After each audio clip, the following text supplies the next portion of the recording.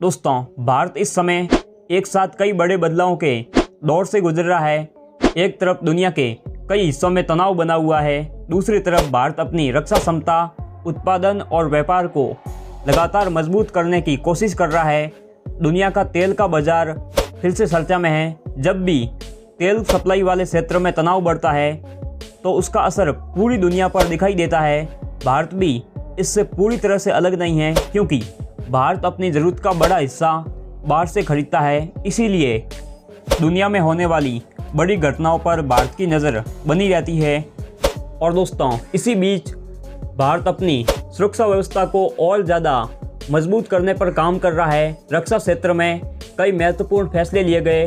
नए नेतृत्व टीम के साथ सेनाओं के बीच बेहतर तालमेल पर जोर दिया जा रहा है। इसका उद्देश्य ये है कि ज़रूरत पड़ने पर तीनों सेनाएं और तेज़ी से मिलकर काम कर सके। और दोस्तों, रक्षा क्षेत्र में एक और बड़ा बदलाव दिखाई दे रहा है। अब सिर्फ हथियार खरीदने पर ध्यान नहीं दिया गया, ध्यान इस बात पर भी दिया है कि ज़्यादा से ज़्यादा उपकरण भारत में बनाए जाए। इससे रोज़गार बढ़ता है, तकनीकी विकसित होता है और विदेशों पर निर्भरता कम होती है। और दोस्तों, भारत की रक्षा उत्पादन क्षमता लगातार बढ़ रही है। मिसाइल, ड्रोन, रेडार और कई अन्य तकनीकों पर काम चल रहा है।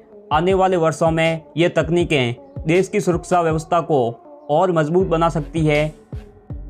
और दोस्तों, अब बात करते हैं अगली न्यूज़ की, यानी लड़ाकू विमान यानी फाइटर जेट की। दुनिया तेज़ी से नई पीढ़ी की सैन्य तकनीकों की तरफ बढ़ रही है। ऐसे में भारत भी भविष्य की ज़रूरत को ध्यान में रखते हुए नई योजनाओं पर काम कर रहा है। इसका उद्देश्य सिर्फ आज की ज़रूरत पूरा करना नहीं, बल्कि आने वाले वर्षों की के लिए तैयारी है। और दोस्तों, अब बात करते हैं अगली न्यूज़ की, लेकिन उससे पहले वीडियो को एक लाइक और चैनल को सब्सक्राइब ज़रूर कीजिए, ताकि आपको आने वाली हर एक वीडियो सबसे पहले मिल सके। और दोस्तों, अब बात करते हैं अगली न्यूज़ की। सिर्फ रक्षा क्षेत्र ही नहीं, अर्थव्यवस्था भी उतनी महत्वपूर्ण है। जब दुनिया में तनाव बढ़ता है तो बाज़ारों में उतार चढ़ाव दिखाई देता है, निवेशक सावधानी बरतते हैं। लेकिन दोस्तों, हर उतार चढ़ाव का मतलब संकट नहीं होता। बाज़ार हमेशा भविष्य की उम्मीदों और आशंकाओं के बीच चलता है, इसीलिए बड़ी तस्वीरों को समझना बहुत ज़रूरी होता है।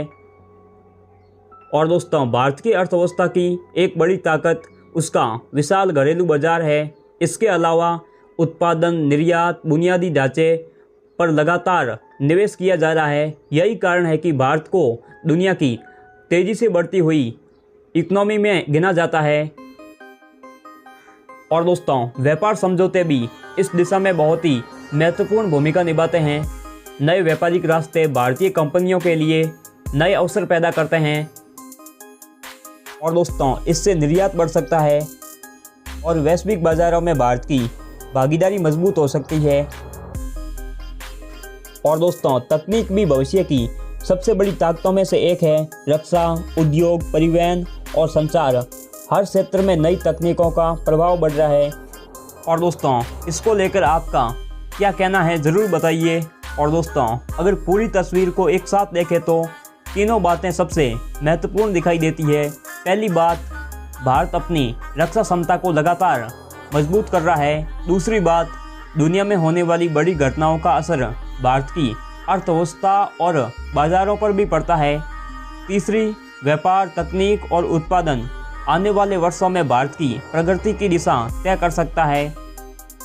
यही कारण है कि रक्षा, जियोपॉलिटिक्स और अर्थव्यवस्था को अलग अलग नहीं देखा जा सकता। ये तीनों एक दूसरे से जुड़े हुए हैं।